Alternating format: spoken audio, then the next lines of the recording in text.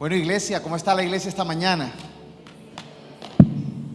Vamos a preparar nuestro corazón porque hoy tenemos un mensaje de libertad.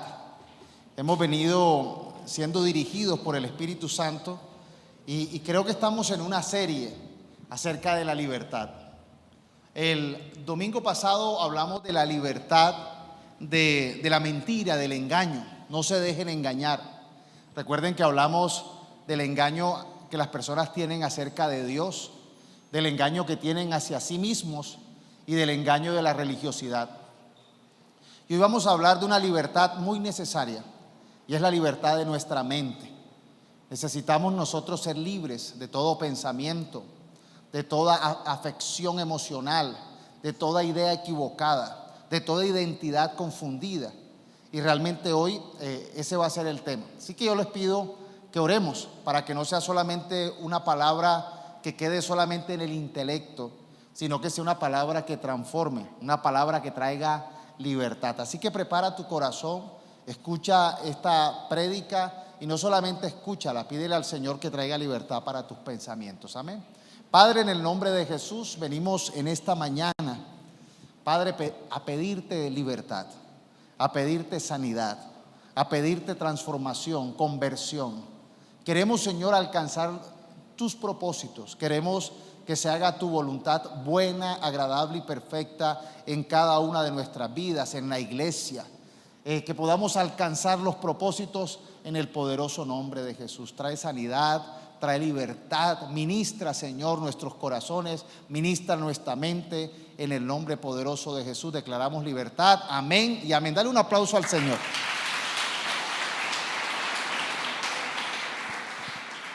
Una mente ceñida, se titula la enseñanza de hoy. Una mente ceñida. Y vemos una niña allí amarrándose los zapatos. El tema de ceñir tiene que ver con amarrar, ¿verdad? Muchas veces nosotros hemos podido identificar que en los niños es muy importante enseñarles a amarrarse los zapatos. Por lo general, un niño de 10 años ya debería saberse amarrar los cordones de su zapato. Pero a veces hay investigaciones que muestran que hay niños que aún pasados los 10 años no se saben amarrar los zapatos. Pueden ser por problemas de pronto motrices o algo que tenga que ver con su capacidad de aprender o por culpa de los papás que no le enseñan. Y necesitamos nosotros entender que amarrarse los cordones de los zapatos es algo importante, es algo muy importante. Preparando este tema, descubrí que hay técnicas para amarrarse los cordones. Usted se ha puesto a pensar si usted se amarra bien los zapatos. Es muy importante. Imagínense que hay deportólogos que han descubierto que hay lesiones en los pies por no amarrarse bien los zapatos. Sobre todo cuando usted se amarra las zapatillas de deporte para correr. Hay técnicas adecuadas para usted amarrarse bien los zapatos, pero me refiero al deporte. Es más, el trenzado ese que hacemos no es correcto para cuando uno tiene zapatos para correr. ¿Cómo amarrarse, hacerse el nudito? Si lo hace por detrás no está bien, tiene que hacerlo por delante. O sea, empiece a investigar la manera correcta de amarrarse los cordones y usted va a darse cuenta que de pronto lo que le enseñaron pues le ha funcionado, pero hay maneras de mejorar. Y necesitamos nosotros entender el tema de amarrarnos los zapatos, porque una persona que no se amarra bien los zapatos, ¿qué le pasa? Se le sueltan los cordones. Y una persona que camina o que corre con los cordones sueltos, ¿qué le pasa? Se cae, un accidente, una lesión, puede sufrir alguna complicación. Y realmente no es algo tan lejano, es muy común que incluso deportistas se hayan lesionado, hayan sufrido alguna pérdida o alguna situación difícil porque se les soldaron los cordones de los zapatos. Necesitamos nosotros en nuestra mente aprender a tener nuestra mente ceñida, bien amarrada. Y esa es la palabra de hoy. Vamos a hablar el tema de cómo ser libres, cómo tener buenos pensamientos, una buena mente. Y nótese que esto es un mensaje que se escribió en la iglesia primitiva hace más o menos 2000 años.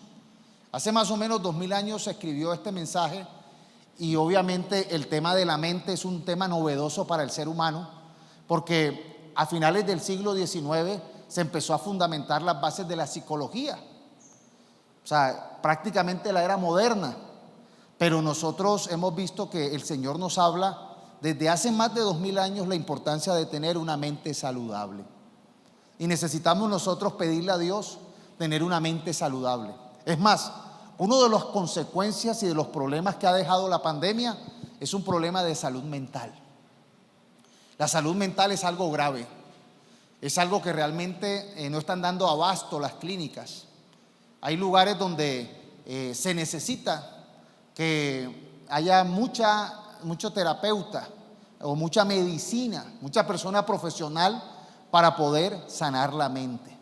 Y hoy la palabra del Señor, y el Señor quiere ministrar nuestros pensamientos para que tengamos pensamientos de victoria y de poder. Se titula La mente ceñida, porque vamos a hablar lo positivo, lo correcto, no tanto el diagnóstico negativo, sino cómo solucionar, cómo tener una mente saludable, cómo tener una mente que alcanza los propósitos. Amén. ¿Les interesa el tema? Vamos a concentrarnos en ello y vamos a abrir la escritura en la primera carta de Pedro. Pedro viene después de Santiago. El domingo pasado hablamos de Santiago. Hoy hablamos de Pedro, primera de Pedro, capítulo 1. Y vamos a leer del versículo 13 al 16. Y voy a leer Reina Valera 60.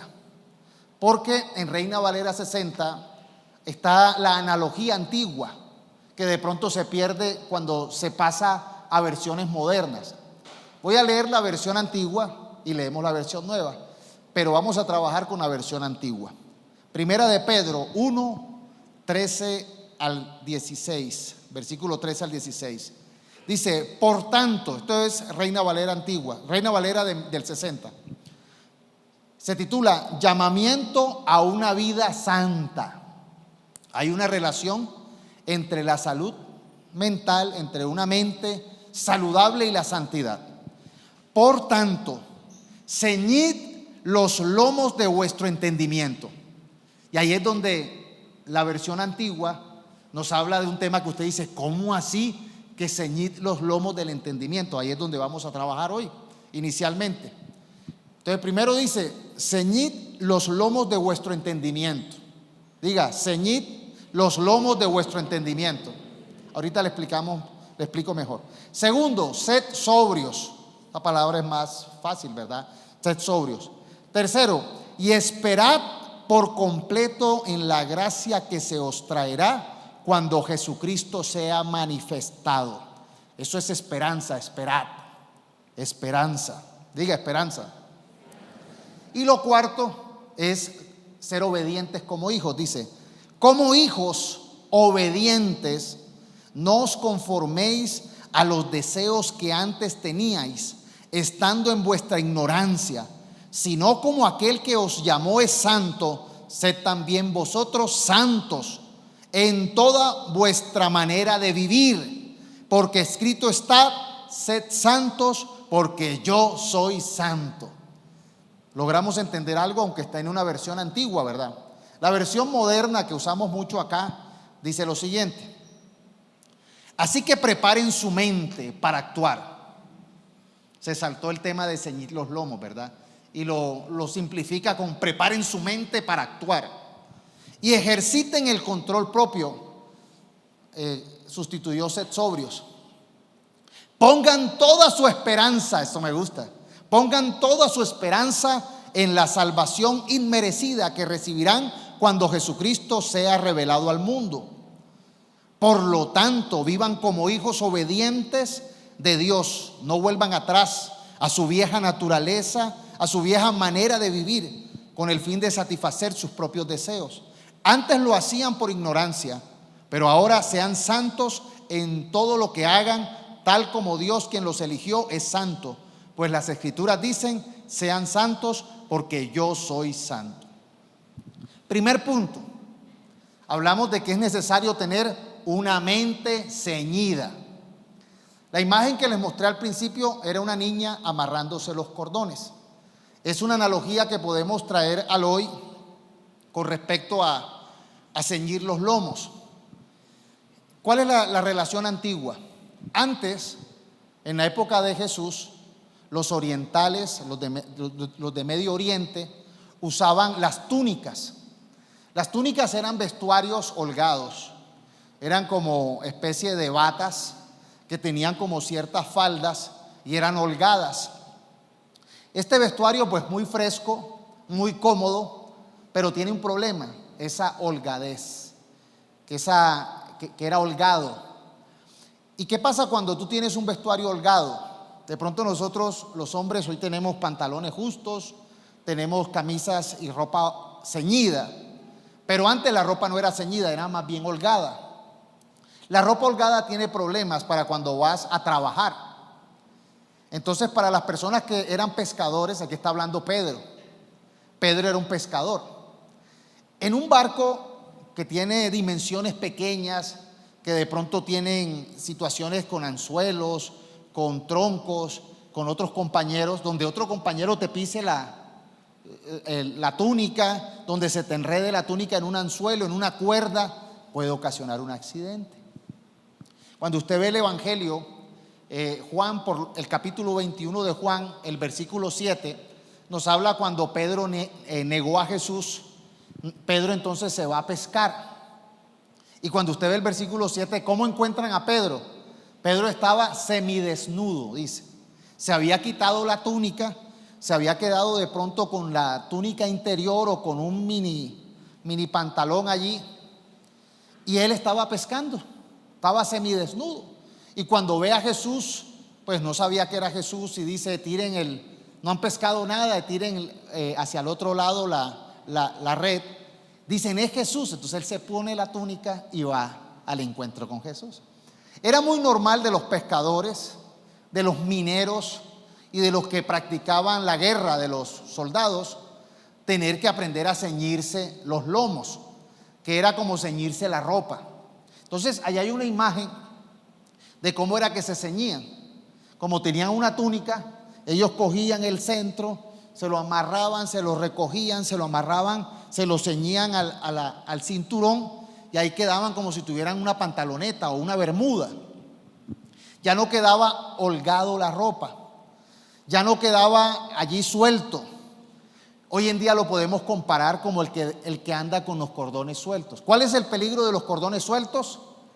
Te puedes enredar, alguien te puede pisar los cordones o te los pisas tú mismo y hay un accidente. Entonces aquí la palabra y la analogía invita a ceñir, a no dejar suelta cosas en la mente. Ceñid los lomos de vuestro entendimiento. Lomos hace referencia a los órganos reproductivos y como se amarra como una pantaloneta, era amarrarse bien, ceñirse. Aquí el ejemplo y el consejo que nos está dando la palabra es que nosotros estamos llamados a ser santos. Y la relación que hay entre ceñir la mente y la santidad es la misma. Dios nos invita a ser santos, pero para ser santos necesitamos ceñir los lomos, ceñir la mente, amarrarnos los cordones, no dejar ideas sueltas, porque la tarea de la santidad es una tarea donde necesitamos ponerle todo el cuidado y la atención como creyentes. Es más importante que ir a pescar, es más importante que ir a una mina o que ir a un combate. En un combate tú necesitas que no te agarren y de pronto o tú mismo te pises o te caigas. Necesitas estar muy concentrado para cumplir ese propósito de santidad. Por eso es necesario que nosotros podamos entender que un cristiano tiene un llamado a vivir un estilo de vida el cual está caracterizado en la santidad. Dile, estás llamado a ser santo. Dile al que está a tu lado, estás llamado a vivir una vida de santidad. Ahora, la santidad es una santidad integral. Algunos han dejado la santidad solamente para lo externo y eso es engañarse. porque hablamos el domingo pasado del engaño de la religiosidad y del engaño a nosotros mismos. Hay gente que ha dejado la santidad en la ropa, en de pronto el estilo de hablar, en memorizar unos cuantos versículos, en tener un cuanto conocimiento religioso o bíblico, en ciertas tradiciones bíblicas, pero la santidad tiene que ver con un propósito integral. Hoy, como ustedes pueden ver, estamos estrenando púlpito. Y hoy vemos este elemento, un púlpito. Está destinado para la predicación de la palabra. Tiene una destinación sagrada, santa. Aquí se va a predicar la palabra. Pero este púlpito se puede utilizar para política, para decir mentiras, para enseñar cosas equivocadas. Puede ser usado para un programa de televisión, puede ser usado para una película. ¿Qué es lo que lo hace santo? Su destinación, su consagración. El otro ejemplo común es el cuchillo. ¿Un cuchillo es santo o no es santo? Depende de para qué lo use. Si usted usa un cuchillo para cortar carne bien hechecita, para cortar un pescado, para cocinar, usted dice, uy, está bendito ese cuchillo porque usted cocina sabroso. Pero si usted usa ese cuchillo para atracar y para causar daño, entonces es de manera impía. Estamos llamados nosotros a ser santos, a ser consagrados a las cosas de Dios, que son buenas, que son perfectas, que son santas, que son correctas. La santidad de Dios es que Dios es bueno, Dios no hace mal y espera que nosotros seamos sus hijos obedientes, que hagamos las cosas bien. Entonces, la mente hay que ceñirla, la mente hay que recogerla, hay que amarrarla bien, para que en el propósito de ser santos no nos tropecemos, no nos enredemos, no nos pisemos nosotros mismos y nosotros mismos seamos los causantes de la desgracia y de la tragedia. Amén. Entonces, tener la mente ceñida es eso que tiene que ver con nosotros estar siempre con la responsabilidad de ser santos, de pensar con santidad. El campo de batalla que va a usar Satanás y el mundo va a ser nuestra mente. De por sí, él nos está mandando ideas constantemente a través de la televisión, del radio, de las redes, de la tecnología. Él nos está dejando hilos sueltos. Él no nos está ciñendo a hacer el propósito de Dios santo, sino quiere que andemos por allí desenfocados. Recuerden que Satanás es el tentador. El domingo pasado hablamos de eso. Satanás es el tentador. Pero él nos tienta en nuestras propias debilidades. La tentación no es pecado, pero cuando uno tiene esas debilidades, esos deseos y los deja sueltos, muchas veces por ahí lo agarran. Por ahí lo prenden y por ahí uno cae. Por eso orábamos en el Padre Nuestro, no nos dejes caer en la tentación. ¿Quién no quiere caer en la tentación? Pues no, porque es que el que cae en la tentación cae en las garras del tentador. Y líbranos del mal o del maligno. Entonces, obviamente, si no queremos caer en la tentación, amárrese los cordones de sus pensamientos. Hay que aprender a amarrar esos pensamientos, esos ropajes sueltos, hay que ceñirlo. Amén. ¿Sí está la idea clara?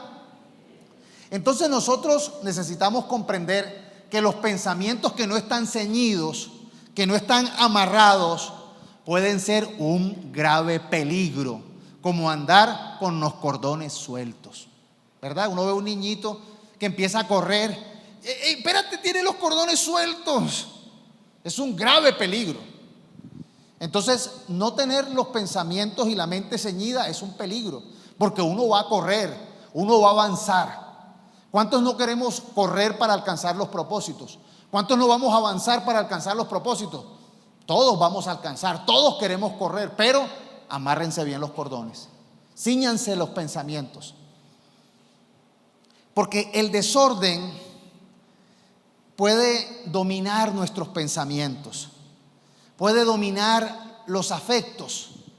Hay gente que está desordenada en sus pensamientos y en sus afectos, Y nuestra vida, la vida de un creyente que busca la santidad, no se caracteriza por el desorden. No debe haber desorden mental. Nuestros pensamientos deben estar sujetos a la disciplina. Usted necesita disciplinar sus pensamientos. Así como usted de pronto entrena sus músculos, así como usted de pronto entrena su comida, así como usted entrena sus capacidades para aprender, para entender las cosas, necesita aprender a disciplinar su mente. Una mente disciplinada es una mente que camina en santidad. La santidad no puede habitar en la indisciplina. Y por eso nosotros debemos de encontrar en nuestra mente cuáles son esos pensamientos que están mal hilados, que no están amarrados, o que de pronto se amarraron y se soltaron. Usted sabe que en la investigación, en el estudio que hacía acerca de amarrarse los zapatos, encontré que cuando uno va a hacer la orejita esa del conejo, que el moñito, si usted el moño lo hace por detrás, se le suelta el cordón. Yo no sabía eso. Tiene que hacerlo por delante y que quede, entonces así no se suelta tan fácil. Vea, yo no lo sabía. A veces uno los pensamientos no los amarra bien y con el tiempo se sueltan. Y por eso necesitamos entender que un pensamiento indisciplinado es peligroso. Así que debemos disciplinar nuestros pensamientos. Segunda de Corintios, el apóstol Pablo, aquí está hablando Pedro, ahora habla Pablo. En segunda de Corintios 10:5 dice: y acabamos con el orgullo, que no le permite a la gente conocer a Dios. El orgullo no le permite a la gente conocer a Dios. Entonces hay que quitar el orgullo con humildad. Dice: así podemos capturar o someter todos los pensamientos y hacer que obedezcan a Cristo. La tarea que está diciendo el apóstol Pablo es que tenemos la responsabilidad, el deber de coger todo pensamiento que está allí rebelde a Dios, a Cristo, y amarrarlo, sujetarlo, someterlo. Así que la tarea para nosotros ser santos comienza con amarrar los pensamientos sueltos. ¿Vamos bien?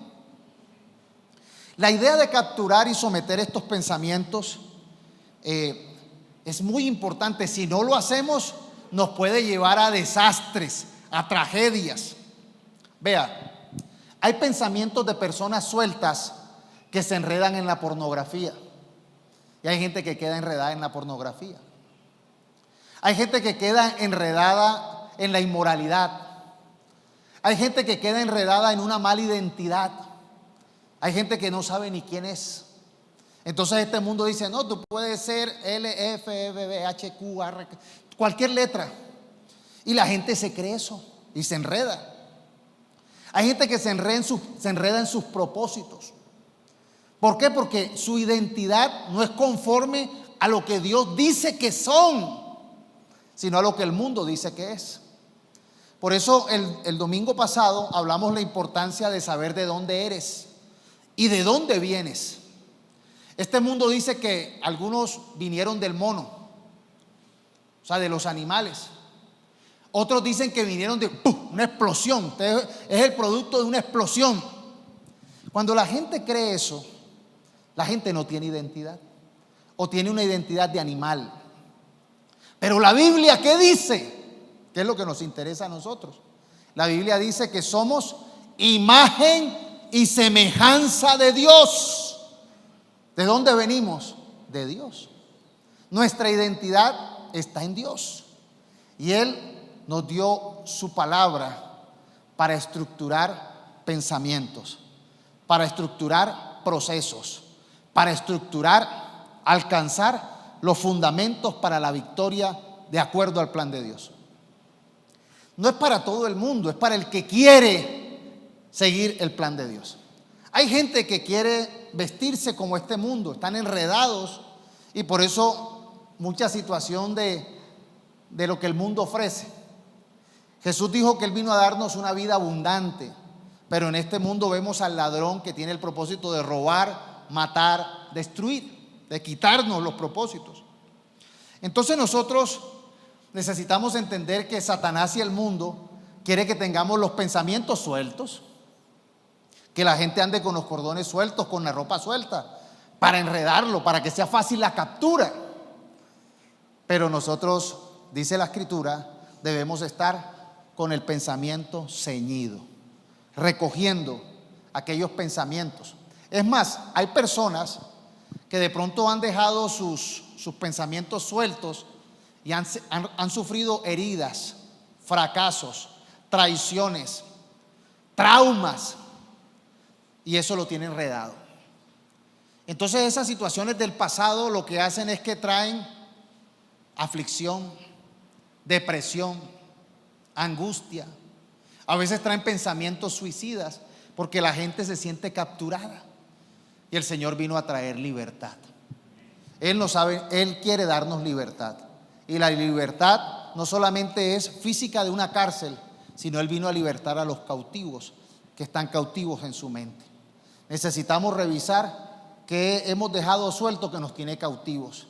Y por eso es tan importante uno poder ser libre de todo rencor, de toda envidia, de toda rabia, de todo resentimiento, porque eso puede convertirse en una atadura que Satanás tiene. Entonces hay gente que quiere avanzar, pero está agarrado.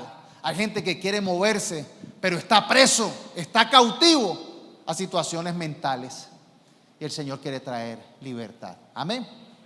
Recibe la libertad en el nombre de Jesús. Recibe la libertad y soy libre de todo pensamiento apartado de Cristo, de todo pensamiento de muerte, de todo pensamiento de aflicción en el nombre de Jesús. Lo segundo dice tener una mente sobria. Y aquí la palabra en griego es nefo, del adjetivo nefalio. Nefalio es no borracho. Nefo es el verbo como sobrio, como juicioso, como disciplinado. Miren que cuando se habla de la tentación, dice que somos tentados en nuestros propios deseos, apetitos. Todos tenemos deseos, apetitos, ambiciones, todos los tenemos. Pero hay que tener una mente sobria, una mente juiciosa, una mente disciplinada, una mente que sabe poner límites. Entonces, si hay algo que necesitamos aprender a desarrollar para poder vivir una vida santa, es aprender a decir, no, ya está bien, hasta aquí. La comida es sabrosa, pero hasta aquí. El sexo es delicioso, pero en ciertos parámetros. Muchas situaciones uno las puede vivir, pero no me hacen esclavo de. Por eso el apóstol Pablo dice, todo me es permitido, todo me es lícito, pero no todo me conviene. No dejaré que esas cosas me gobiernen, me esclavicen. Hay gente que está esclava a vicios. Hay gente que está esclavo al alcohol, a las drogas. Hay gente que está esclavo a relaciones tóxicas. Ay, si no está conmigo me muero. Y uno dice, pero si te trata mal, no importa, te tiene cautivo o te tiene cautiva. Hoy en día estamos viendo muchas relaciones tóxicas, le llaman así, porque son relaciones destructivas, dañinas, como una mezcla entre sádicos y masoquistas o sádicas y masoquistas. Es una relación de sufrimiento, pero no podemos ser libres. Y por eso a veces toca hasta pagar psicólogos para que te diga, hey, te está haciendo daño, libérate, te tiene cautivo. Por eso necesitamos nosotros ser sobrios, o sea, tener un buen juicio, no ser de esas personas que viven como adormecidas, que viven despistadas, que viven bajo la influencia de. Hay gente que vive su vida de adicción en adicción, no quieren ver su realidad, entonces se conforman con un sustituto, sea alcohol, sea droga, sea malas amistades. No les importa, ellos después de tener algo, no importa con quién, y así pasa en lo espiritual. No les importa conocer al Dios verdadero, con que tengan un Dios hecho de mentira, con que tengan un ídolo, ahí se queda. Por eso necesitamos ser sobrios. La sobriedad habla de justicia, de disciplina. Ser sobrio en la carta de Pedro, mire que lo habla en 3 versículos. Ya lo vimos en el capítulo 1 de Primera de Pedro. Mire lo que dice en el capítulo 4:7. Dice: ya se acerca el fin de todas las cosas, así que para orar bien, manténganse sobrios y con la mente despejada. Para orar bien, manténganse sobrios y con la mente despejada. ¿Qué es sobrio? La sobriedad tiene que ver con no estar influenciado ¿verdad? Una persona embriagada está influenciado con el alcohol. Y la Escritura dice: no se embriaguen con el vino, con el alcohol, en el cual hay disolución, en el cual hay desorden.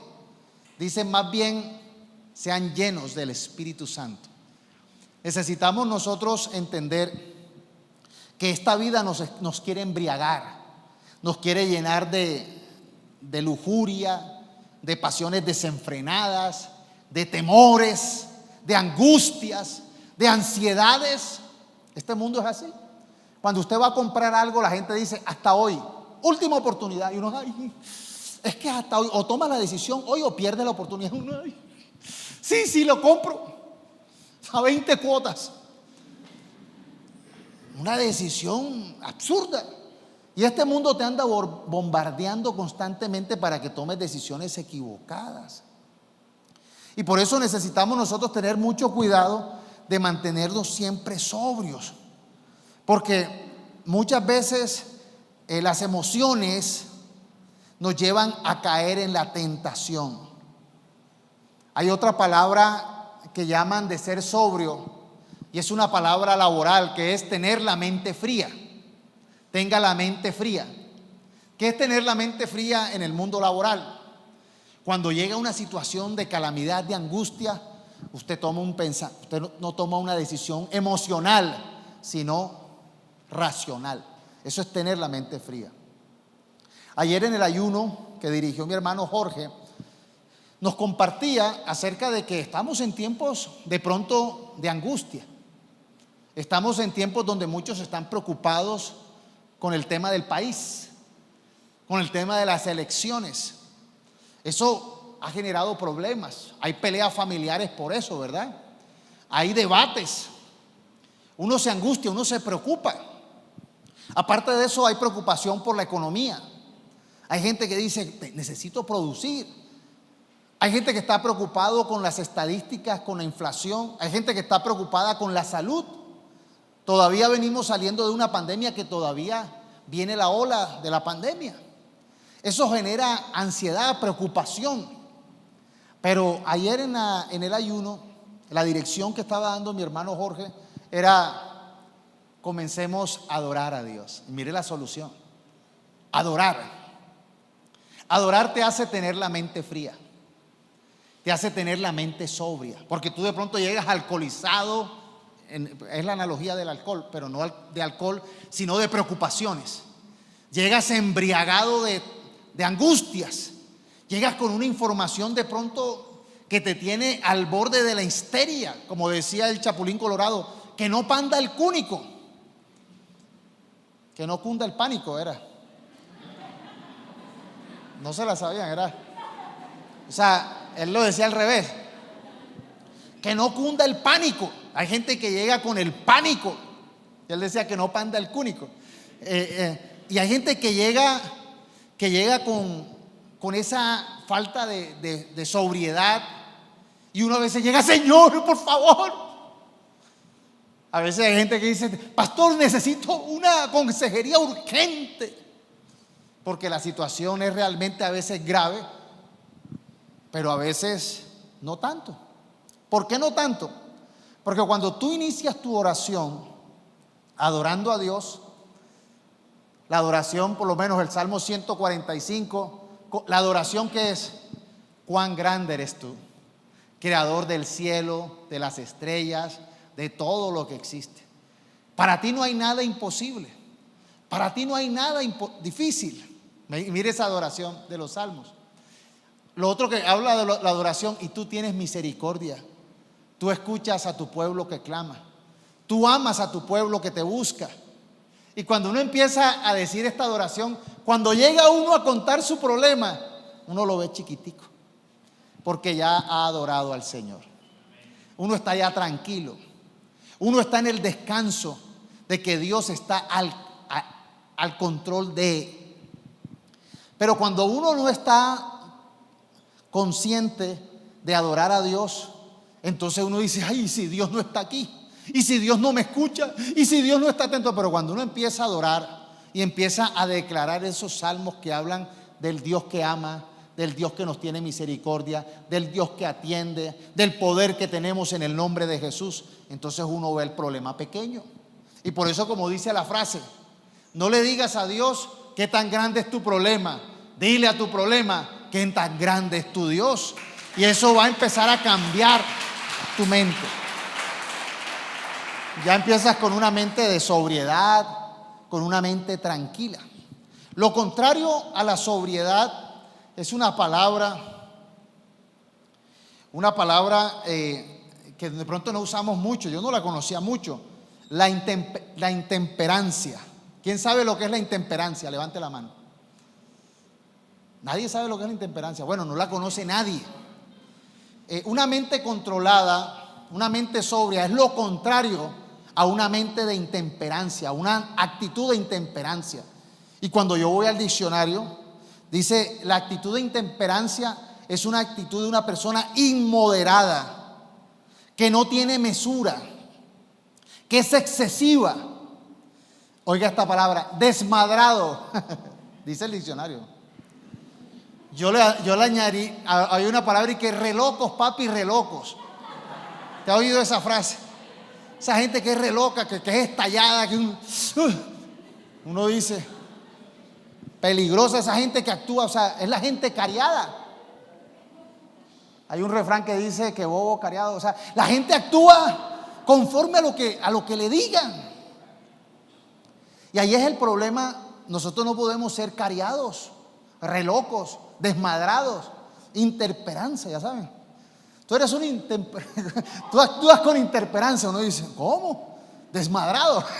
No sabes si qué es peor, ¿verdad? Pero lo que está uno haciendo referencia es a que uno tiene que actuar con sobriedad, caminar en el descanso de Dios, no tomar decisiones en calientes, no responder enseguida, aprender a ser sabios.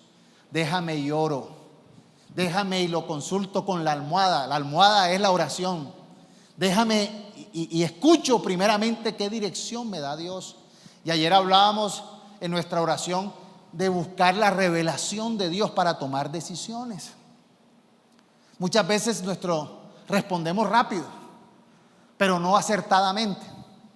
Nos preocupa la rapidez, pero no la efectividad, lo acertado de nuestra decisión. Y a veces no el que llegue, el que venga, el próximo, la próxima. Y por eso pasan tantos problemas. Necesitamos tomar decisiones con sobriedad. Entonces, primer consejo, ceñid los pensamientos, no dejarlos sueltos. Y segundo, sed sobrios. Tener buen juicio, mesura. Lo tercero que nos habla la palabra es una mente optimista. Dice la Reina Valera del 60, el versículo 13, la parte 3. Y esperad por completo en la gracia que os traerá cuando Jesucristo sea manifestado. Vea, tener una mente optimista o una mente de esperanza, la Biblia muchas veces no nos habla que sea una persona exageradamente positiva. Porque hay gente que es exageradamente positiva, pero no es optimista. O sea, lo tiene como un chiste. Muy bien, pero aterrado de lo bien. Bueno, eso es un chiste. Exageradamente bien. Pero en verdad el optimista tiene que ver con el que siembra. El optimista, pone la Biblia, el campesino, el agricultor. ¿Qué hace un agricultor optimista? Siembra. ¿Cuál es su optimismo? Que espera que con el tiempo esa semilla produzca fruto, que no se lo va a comer la plaga, que va a caer la lluvia a su tiempo. Entonces, una mente optimista esperando que venga Jesucristo es una mente que está trabajando, ¿ok? Porque hay gente que cree que el optimismo es: ya yo conocí al Señor, ahora me siento a esperar que venga Jesús por mí. Y eso no es una mente optimista, eso es una mente perezosa y equivocada. Porque aquí está hablando de un optimismo que trabaja, que sirve. ¿Qué espera el Señor de su iglesia mientras Él viene? Que usted haga la tarea, que usted alcance sus propósitos, que usted sea fructífero. El error de muchos cristianos o de algunos cristianos es que pues el día y la hora cuando venga Jesús no se sabe, ni nadie lo va a saber, ¿oyó? Pero hay muchas religiones y que líderes de religiones que dicen: va a llegar en el año 2000. Y muchos vendieron sus casas, se hipotecaron y no llegó en el 2000. Porque el Señor no quiere que nosotros estemos con la maleta ahí esperando a que llegara, sino que cuando Él venga por su iglesia nos quiere encontrar con esperanza, sembrando, construyendo. Así que cuando usted vea que el Señor va a venir o crea que va a venir pronto, trabaje más rápido, que se le acaba el tiempo para producir. Hay una parábola que es la parábola de las 10 vírgenes. Las 10 vírgenes eran la corte de una boda.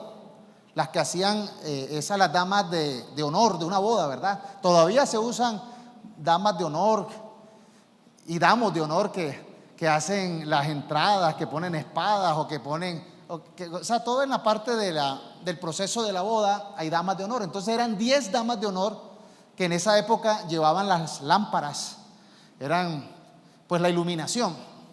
La iluminación era por DJ, las 10 vírgenes, las 10 damas estas, y ellas llevaban sus lámparas. Y ellas eran invitadas a la boda, y así habla el Señor que así va a ser el reino de los cielos. Pero van a haber unas que son necias y otras que son bien optimistas, bien sensatas. Oye, una fiesta dura bastante tiempo. Pero entonces las optimistas dijeron: no, esto va a ser un fiestón. Vamos a llevarnos doble carga de aceite, porque no nos va a dar, las horas de una carga no nos va a dar para disfrutar de la fiesta. Y se llevaron doble carga. Las insensatas: no, eso va a ser seguramente una fiesta chiquita, una bobada, un momentico se acaba. Llevaron un poquito. Resulta que se les acabó, no llegó el novio y les tocó ir a comprar. Y cuando fueron a comprar, llegó el novio. Quedaron por fuera. Nosotros necesitamos entender que debemos estar optimistas, a estar siempre dispuestos a aprovechar las oportunidades y el tiempo para alcanzar los propósitos. Amén. Vea, es importante, no se me quede en esto, vea. Es importante tener la mente recogida, ceñida. Segundo, sobrios. Tercero, el optimismo tiene que ver con aprovechar las oportunidades que Dios nos da. Ser optimista es trabajar en los propósitos, sembrar en los propósitos. No es solo positivismo. Amén. Porque hay gente que sí, no, nos va a ir bien, pero están dormidos. No, tranquilo, esto va a mejorar, vamos a progresar, pero no se están preparando. No, tranquilo, Dios nos va a bendecir, pero cambia tus malos hábitos. Todo lo que sembramos recogemos. Y el optimismo es: vamos a sembrar buenas semillas para recoger buenos frutos. Y tenga la seguridad que los van a recibir. Tenga la seguridad que los va a recibir. Ninguna buena semilla que usted esté sembrando hoy se perderá. Téngale la fe a eso. El Señor nos va a recompensar de lo bueno que sembremos. Es más, hay promesas en su palabra que dice que Dios no es injusto de dejar de reconocer la labor que tú haces por los demás, por los santos, por su obra. Dios te va a recompensar.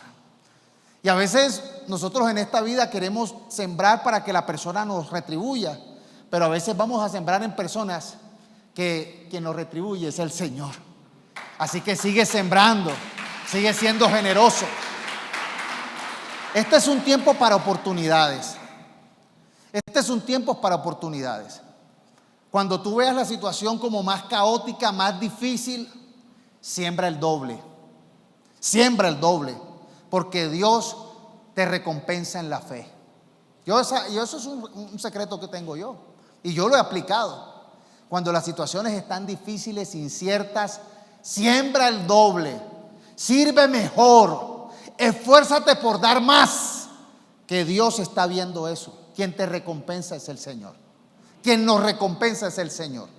Y eso es tener una mente optimista. La imagen que había era una persona que está distraída en las redes, en los chistes. No, este no es tiempo de nada. Y venía un hueco y caía. Hay gente que a veces dice: pastor, ¿por qué es que a mí me vienen tantas desgracias? Se me quedaron las llaves adentro, se me quemó el arroz, se me olvidó llevar la nómina y me botaron. Y uno dice: ey, eso no es culpa de Dios. No, yo creo que estoy salado. Yo creo que es que tengo mala suerte. No. Te hace falta tener una mente optimista y sembrar buenas semillas. Concéntrate, por favor. Concéntrate. Lleva una nota. No se te puede olvidar más. Necesitas revisar si tienes que ceñir tu mente, si tienes que tener una mente sobria, y caminar en esperanza es caminar en buenas decisiones.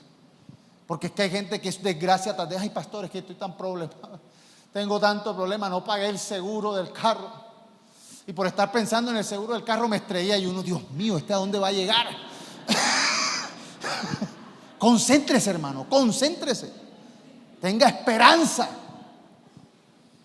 Tenga esperanza. No llame, no abra puertas a la desgracia. Dios nos ha venido hablando de la oportunidad, del oporto. Dios nos ha venido hablando de eso, que es una palabra de navegación.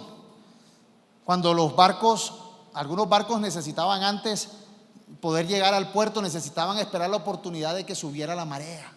Y era allí cuando tenían que entrar, porque si no entraban en ese momento, se encallaban. Tener esperanza mientras Jesús llega es hacer la tarea aquí rápido. ¿Sabes una cosa? Yo quiero decirle una palabra a la iglesia que Dios me ha venido hablando. Y esto no lo dije en la primera, lo voy a decir ahora. Y es que, vea, nosotros estamos orando por un nuevo gobierno, por un gobierno de oportunidades. Pero ¿sabes una cosa? El Espíritu Santo me ha dicho a mí: ¿para qué quieres las oportunidades? ¿Para qué la quieres, iglesia? Pues para sembrar, pues para aprovecharlas, ¿verdad? Hay una palabra sobre esta iglesia, y es que hay una puerta abierta, pero esa puerta se va a cerrar. Aprovecha la puerta abierta y entra. Trabaja, esfuérzate, planea. A mí me encantan los jóvenes cuando dicen: pastor, yo quiero estudiar medicina, yo quiero estudiar ingeniería. Son 5 años, o a veces son 10 años, a veces son una cantidad de años, y quiero tener una especialización. Ellos hacen todo ese esfuerzo esperando que les van a pagar bien, que van a tener un buen trabajo, y se esfuerzan todo ese tiempo creyendo que va a venir una oportunidad. Eso se llama tener una mente de esperanza, tener una mente de oportunidad. Ellos no se quedan: no, yo voy a esperar que me llamen a medicina para ver si estudio. Eso nunca va a llegar. Necesitamos estar preparándonos para lo que viene. Pastor, pero no tengo plata. Bueno, empieza a leer libros, autodidacta, empieza a ver cómo haces. Pero de que la oportunidad se va a abrir, se va a abrir. Necesitas caminar en ella. Amén. ¿Sí lo cogieron? ¿Sí lo creen? Vamos a trabajar en esas oportunidades. Así que mete en esto todo: situaciones laborales, personales, familiares, espirituales, ministeriales. Una mente de oportunidad es una mente que está construyendo lo que viene. Grandes ministerios, grandes iglesias se formaron de personas que predicaban a imaginarios, a personas imaginarias. Yo conozco el testimonio de grandes predicadores que hoy tú ves llenos de multitudes, se paraban a predicar a imaginarios, a gente que no existía, pero ellos lo veían con fe, iban preparando su palabra. Grandes empresas se crearon en garajes, pero soñaban cosas grandes. Necesitamos nosotros caminar en esas oportunidades, sembrar, corregir, mejorar. Amén. Y la parte final es una mente obediente. Mire lo que dice ya los últimos versículos. Una mente obediente. Dice versículo 14 al 16 de primera de Pedro 1. Como hijos obedientes. Pero mire la imagen, perdona, vamos atrás a la imagen que había de obedientes. Una mente obediente. Vea lo que yo encontré. El ejemplo que dice la Biblia son hijos obedientes. Oiga, yo no encontré ningún hijo obediente en Google. Todos son mascotas. Todos son perritos. Mire ese perrito mirando al amo. Uno busca obediencia en Google, puro animalito. Perro, gato, micos, o sea, humanoides. Se han humanizado. Y qué triste que en este mundo hoy en día sea así. Obedientes no son los hijos. Obedientes son los perros, los gatos y los micos. Pero vemos que es que los animalitos creen que su papá es el humano y tienen conductas humanas. Se ha sabido de historias de personas. Había un hombre que era cojo, había sufrido un problema y empezó a cojear. Y su perro empezó a cojear también. Y pensaba que era que algo le había pasado. Y era que el perro lo estaba imitando. Ya, cuando salió le metió su patada por estar burlándose. No, mentira. Lo estaba imitando, lo estaba vacilando. A veces nosotros necesitamos entender a quién tenemos que imitar, a quién debemos parecernos. Y eso se llama identidad. ¿A quién me parezco? Sabes que a veces nosotros criticamos a los jóvenes de hoy, pero no critiquemos tanto a los jóvenes de hoy, critiquemos a los padres de hoy que no están siendo una figura de ejemplo para los hijos de hoy. Muchos hijos de hoy son el resultado de los padres de hoy. Así que necesitamos nosotros ver cómo estamos criando y también qué ejemplo estamos siguiendo. Voy a ir al texto. Dice, versículo 14, como hijos obedientes, no os conforméis a los deseos que antes teníais estando en vuestra ignorancia, sino como aquel que os llamó es santo, nuestro Padre, sed también vosotros santos en toda vuestra manera de vivir, porque escrito está, sed santos porque yo soy santo. Una característica que tiene Dios es que Él es santo. Eso no hay otro igual a Él. Santo quiere decir que es perfecto, que es bueno, que no hace mal. Y Él es nuestro Padre. Y Él nos hizo a imagen y semejanza. Pero nosotros por andar escuchando al mundo perdimos la identidad. Y por estar escuchando al mundo los hemos animalizado. Los seres humanos nos parecemos animales y los animales parecen más seres humanos hoy. Por eso la imagen del perrito. Hoy en día hay mascotas que tienen más dignidad que un ser humano. Tienen mejores derechos que un ser humano. Los animales los hemos humanizado y a los humanos los hemos animalizado. Pero ese es el plan del mundo, que dice que venimos de animales. Pero dice la Escritura que venimos de Dios. Y Dios es santo. Y Él quiere que sus hijos sean santos, sean buenos, no hagan maldad, busquen la perfección. Aquí en la tierra les digo algo, no vamos a alcanzar la perfección. Todos somos pecadores, pero vamos a ir mejorando. Vamos a ir dejando la práctica voluntaria del pecado. Nos vamos a hacer conscientes de que el pecado nos lleva al mal. Nosotros no estamos llamados a apoyar la inmoralidad, a apoyar la violencia, a apoyar el robo. No estamos llamados a eso. No estamos llamados a aplaudir el pecado. Estamos llamados a arrepentirnos del pecado, pero con la claridad de que somos pecadores. Y no es una competencia en quién es más pecador y quién es menos. Eso no importa. Queremos es parecernos más a Él. Y me llamó la atención ese perrito mirando a su amo, porque muchas veces necesitamos mirar mucho a Dios para parecernos a Él, para actuar como Él. ¿Y cómo vamos a comenzar a parecernos a Él? Dios es amor, y Él espera que nosotros nos amemos. Fácil parece, ¿verdad? Nosotros los seres humanos no nos amamos, nos odiamos, nos rivalizamos, incluso en nuestra propia familia.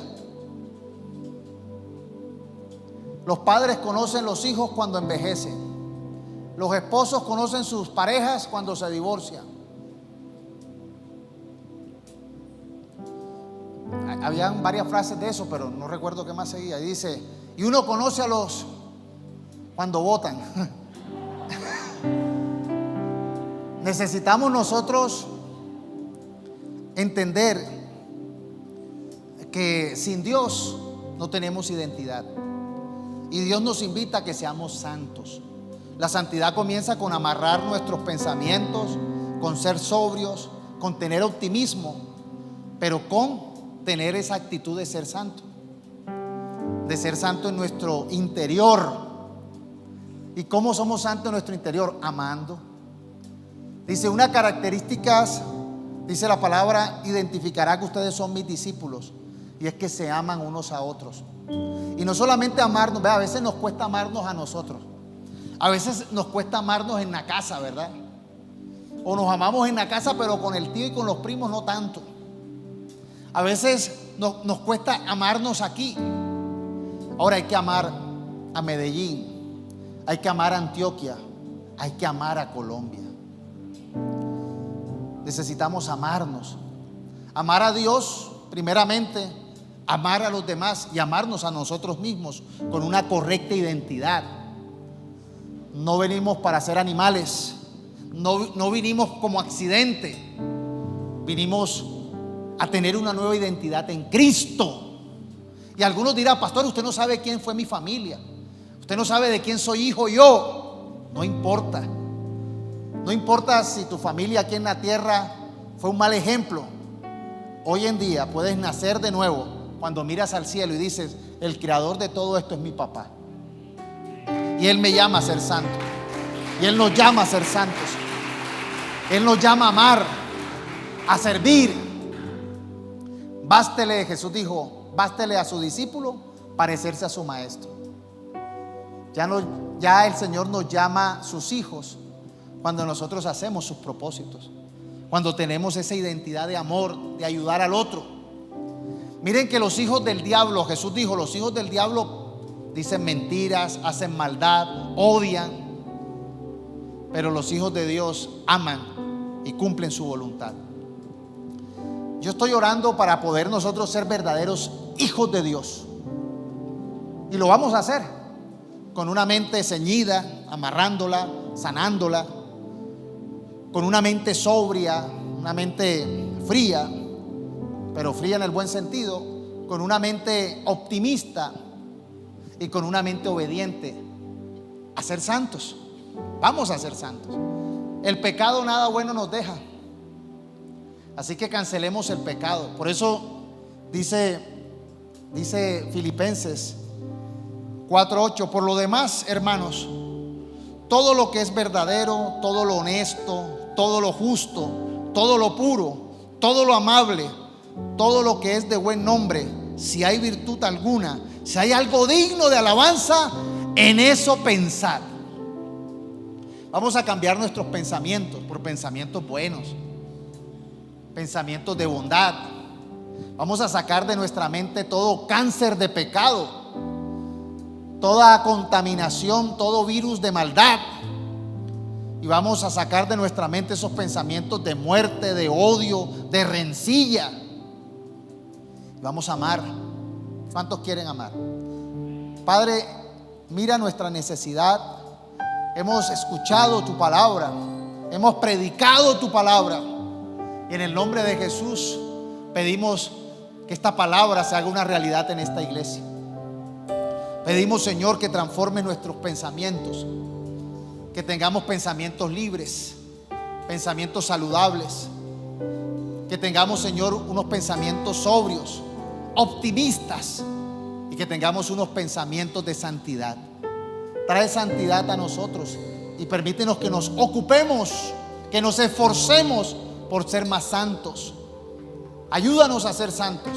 Quita todo cáncer, todo pensamiento equivocado, todo cáncer de pecado, toda inmoralidad, todo pensamiento de muerte. Se va en el nombre de Jesús y recibe libertad.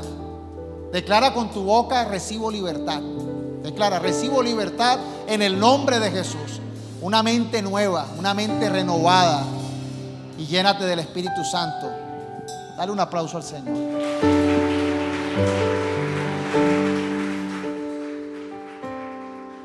Esperar en ti, difícil ser.